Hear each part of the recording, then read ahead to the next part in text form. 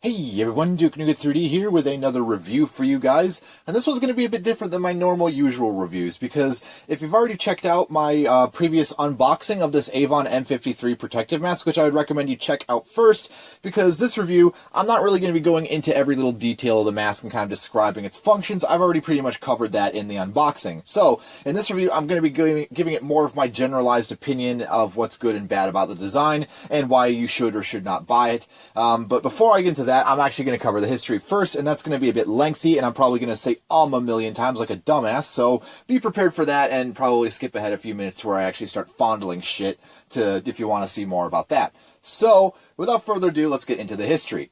It is the early 2000s. The U.S. Army had just come out of several future soldier projects, such as Operation Land Warrior, the Land Warrior Project. I probably fucked that up, but you get what I mean. The U.S. Army was balls deep in several future soldier concepts and was now on the precipice of the newest waste of taxpayer money, the Future Force Warrior program, which with the advent of the internet was now incorporating several novel features to improve the combat effectiveness of the warfighter. And one of the chemical biological protective systems introduced during those trials was the next generation general purpose mask system, or NGGPM system, which was more or less a proposed idea that seamlessly integrates a protective mask system into the soldier's combat helmet, sort of looking somewhat like a very futuristic motorcycle helmet or some shit like that. That's basically the gist of what it was. It's just a weird attachable mask to a helmet system, and which you're still working on today currently with the next generation respiratory protective system, or NGRPS, which at the current point, to my current research, has fostered the CB Prism and CB RAM protective mask solutions. But this video is not going to be about that. I don't really have enough content to make a video about those projects, but one of the projects that did come out of the NGGPM program was the Joint Service General Purpose Mask program, which was intended as a stopgap protective mask solution that brought the standard military protective mask up to more modern standards, and would be a proposed replacement for the M40, M42, MCU-2P, and M45 series masks. There was currently the early work on the Joint Service General Purpose Mask was mostly handled through the U.S. Army. However, sometime in the, I want to say maybe around 2000, 2001 or so, Avon Rubber, the British Avon Rubber, got interested in the idea, and the Porton Down complex pumped out a couple prototypes of what would become refined later on as the XM50 Joint Service General Purpose Mask.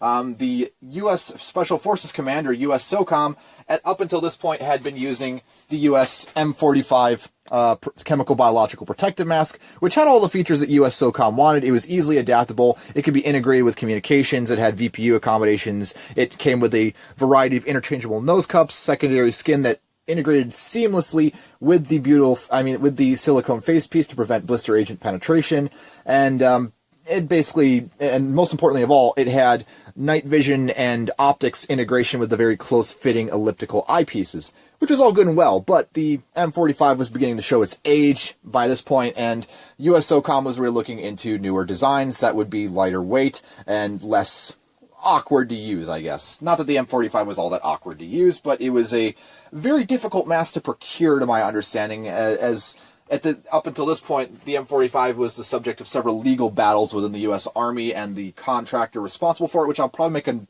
upgrade video on that in the future, because some of my previous information on the M45 is a bit flawed. But anyways, getting ahead of myself, U.S. SOCOM wanted an M45 replacement, and so they were beginning to sniff at the U.S. Army's Joint Service General Purpose Mask program. But they had a few stipulations. They weren't fond of the proprietary bayonet canisters because, as you know, Special Forces are deep up inside the enemy's asshole, and they don't really have access to standard U.S. military supply echelons that could supply them with brand new M61 chemical biological filters for the M50 mask. So what they needed is a 40mm mask that had comms integration, removable and interchangeable nose cups, a very easily accommodated to night vision devices and gun optics, and that's basically the gist of it. They wanted basically the XM50 to do what the M45 did. So, initial early stages of the what would be known as the XM53 was more or less a XM50, which had been retrofitted with side 40mm ports and a alternative layout to the drinking system and communications port layout. It also featured the ability to use a became known as a VREU, or Variable Resistance Exhalation Unit, which allowed the user to change the outlet valve from APR standard gas mask mode to a positive pressure mode for SCBAs, PAPRs, and that sort of deal. US SOCOM was not pleased with the M50 facepiece design, and so several revisions were made to make it more easily accommodating of weapon systems for sighting, and it basically made it a bit easier profile on the face. Several changes were made to the hood design and the secondary skin on the hood, and ultimately what became the final design of the XM53 was pretty much similar to what you would see here, with the only noticeable differences between these trial and production ones being that the XM53s had two hood retainer tabs on the forehead, and additionally the hoods often had a retainer button on the inside that would integrate with a tab underneath the temple strap. And I know there's one channel on YouTube, the Zert channel, that zombie tactical response team or whatever the hell they are. They actually have an XM53, and I know that Gas Masks UK has an XM53, but that's neither here nor there. So we're getting back into the development of the M53.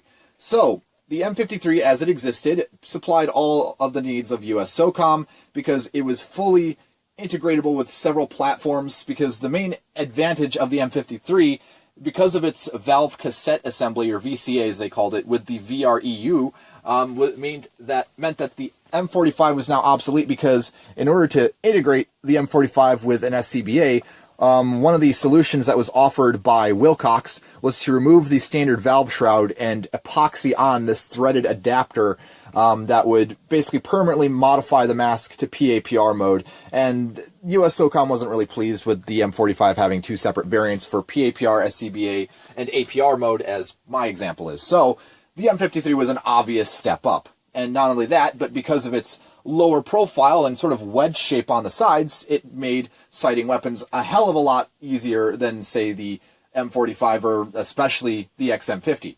So the M50 was adopted in 2007, officially approved for US SOCOM, and was also offered on the international market and US law enforcement and various government agencies such as that. In no time at all, civilians began procuring them as well through various means. But that's, again, neither here nor there to the history. That's more of just kind of a thing to mention, I guess. But not really much else to mention about the M53 historical-wise, because it is still currently in use with US SOCOM. Several branches of the military use it for special purpose usage, and various international agencies around the world also use this mask, such as the Dutch, the Polish. Lots of people use the M53. It is one of the best protective masks currently employed by any government agency on the planet, at least in my opinion. So what makes the FM53 actually, I should point that out before I get into my review of the facepiece, is that I'm not entirely sure if there's a difference between FM53 and M53.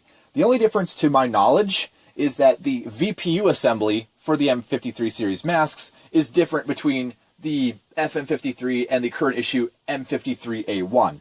Whereas the M53A1 has a smaller, lower profile battery cover on the VPU, the FM53 has a more higher profile. I guess it's much thicker and easier to grab onto, to rotate by hand if you need to. But aside from the actual construction of the facepiece, any differences regarding that, I'm not entirely sure what the differences are. So if anyone knows for sure what the difference between a military contract M53 and a FM53 is, feel free to let me know down in the comments below, because as far as I know, it's not some people have tried to establish that the variant where it has two side canister ports to change the canister to either the left or the right-handed side, I don't believe that's only a commercial thing. I believe that the military does actually procure those from time to time if they want to use a hybrid setup like the STP APR, or just have a SCBA system on one side with an APR canister on the other to sort of have a hybrid ensemble. But again, I'm not the most well-educated in that, so I'm moving on from that at this point. So let's get into the review of the kit itself. As I got my kit, it came It doesn't have everything at this point. There's still a lot that I'm going to try and procure for this mask, which I'll probably make updated reviews on in the future, but the kit is good enough to talk about as it is for now. So, obviously it came with a face form here. Definitely hang on to this. This is very useful if you're not using the mask and you want to prevent it from warping while in storage.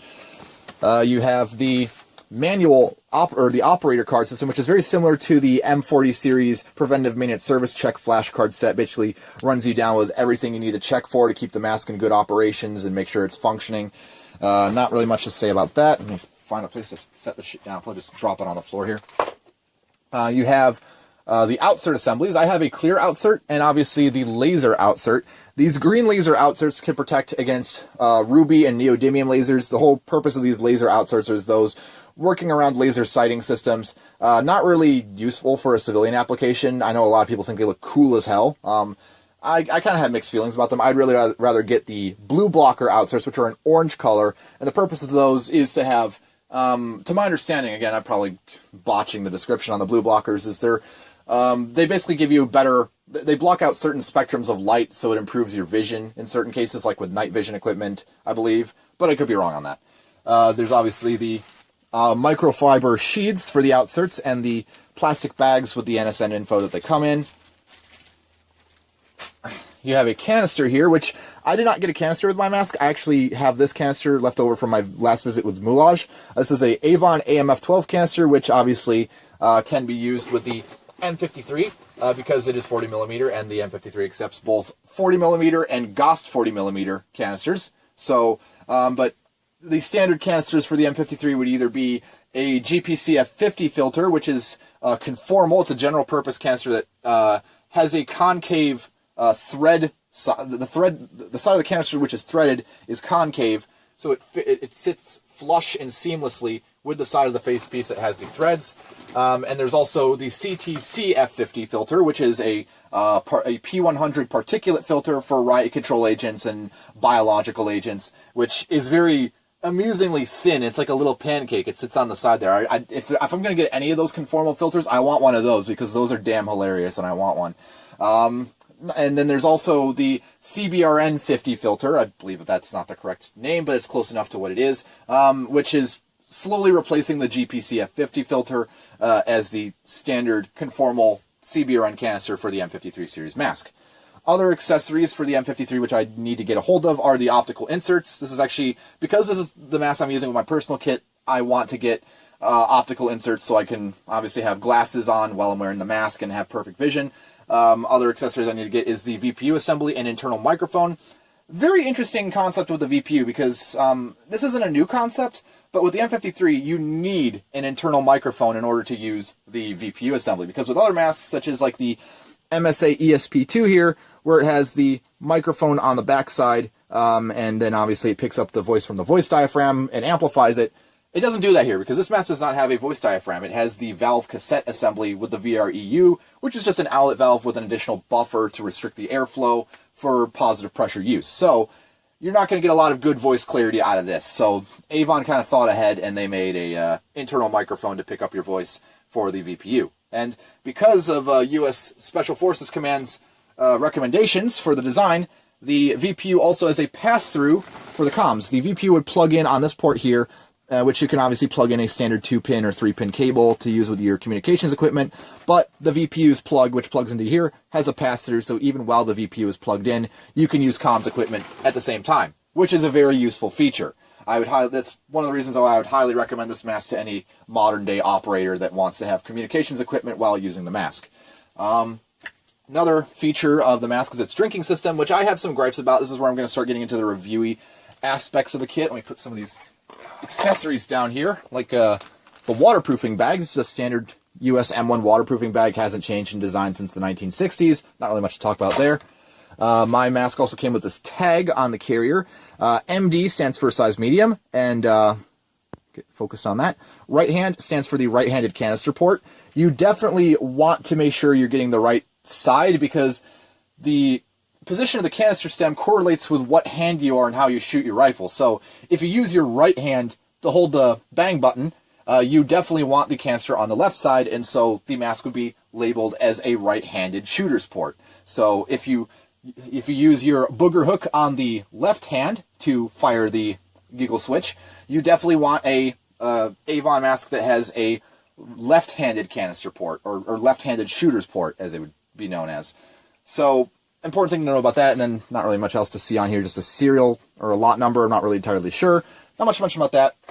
The canteen, as you can see, this is a standard M50 canteen cap. It works with all Avon series masks ranging from the S10, FM12, FM50, FM53, etc. You know the drill. Very universal, and almost as universal as the US M1 Quick Disconnect drinking adapter.